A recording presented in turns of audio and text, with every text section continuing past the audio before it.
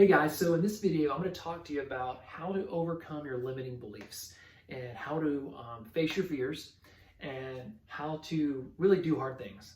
So I'm going to share with you some stories from my own life and give you some lessons that have really impacted me and some situations I've been in that have really helped me improve my confidence and overcome my fears. So let's jump right into it. So here's a few different things that I've done in my life that have helped me improve my confidence. So we'll start with the first one. So skydiving. I went skydiving twice back in 2019, so 5 years ago, and we jumped from 14,000 feet. It was a tandem skydive, so you have an instructor strapped to your back.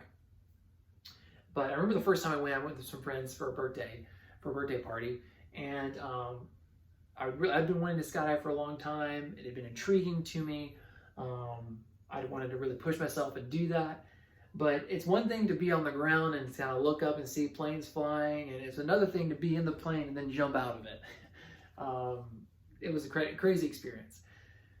Another one was being strapped to a bungee and then jumping off of a bridge almost 300 feet above the ground a few years back.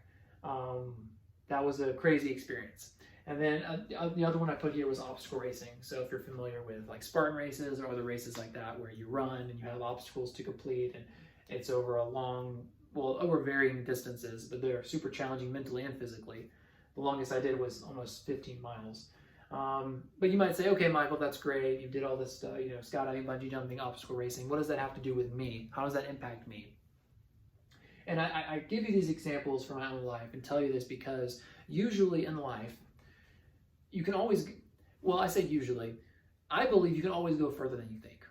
If you're in a position where you think like you're not reaching your full potential and there's this glass ceiling that's keeping you where you are, you can always go further. You can always go further than you think you can. And I would say the biggest takeaway from me about doing things like bungee jumping, skydiving, obstacle racing, doing these hard things, is it changes your frame of reference. Right? When you go and you do a hard race or you do something super scary, it changes the way you look at life. It changes the way you view your job or your family or different situations in life. Because since you've done something really hard and you've overcome it and you didn't die, then it kind of makes these other things in life, these other problems you may have, stuff at work or whatever, seem not so big anymore. Like if you go and you run an almost 15-mile obstacle race, and you're super exhausted and tired at the end, you recover, you come back to your life and doing the normal things you do, everything's going to compare really to that if this is the hardest thing you've done. It sets the new standard. It raises the bar. And so everything else you do in your life or come in contact with will be measured up against that. So you might say, you might have a job that you're working and a certain project that's due, and you might say, well, this project is hard, this project is difficult, but it's not near as difficult as that race I ran this past weekend. Or it's not as near as scary as when I jumped off a bridge at almost 300 feet above the ground, or when I jumped out of a plane at 14,000 feet. So I'm not telling you all this stuff to say you need to go do this. Don't be reckless. I'm not saying you should be reckless or you have to do these things. I'm just saying these are just some examples from my own life and some things that I've done that have helped me massively improve my confidence and overcome the limiting beliefs I have. And there's always a new level in life. That's another thing I've learned. So whatever level you think you're at now, there's always another one to get to. If you do a hard thing or a challenging thing, there's always a longer race to run. There's always a more extreme thing to do.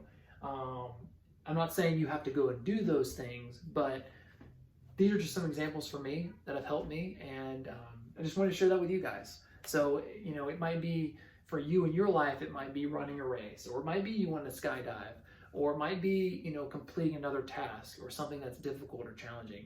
But I do want to encourage you that whatever level you're at now, there's always another level to reach. And whatever task that you can set for yourself that will be hard, that will be challenging, that will be a little scary, something that you can achieve and overcome, I encourage you to do it. Now, obviously, be safe. Don't be dumb about it. Don't be reckless. Be safe about it. And once you can achieve a hard thing or achieve a hard goal, it's going to change your frame of reference. And so everything else you do will be measured to that thing you just did. So that's probably the biggest takeaway for me from doing these things and other things I've done in my life was making that shift in your brain of I'm scared, I really don't want to do it, or I'm terrified, and then you do it and you come out on the other side alive, and it shifts everything for you. It allows you to level up and get to a next level, higher confidence, a higher, higher level of living. So that's really all I have for you guys today in this video. I hope it was helpful, and that's all I'll leave you with. But how to overcome limiting beliefs: go do something that's hard. Go do something that you are proud of, that is challenging. And then on the other side, you'll feel so much better, and it'll give you kind of momentum to move forward. So I hope you found it helpful, and I'll see you guys later.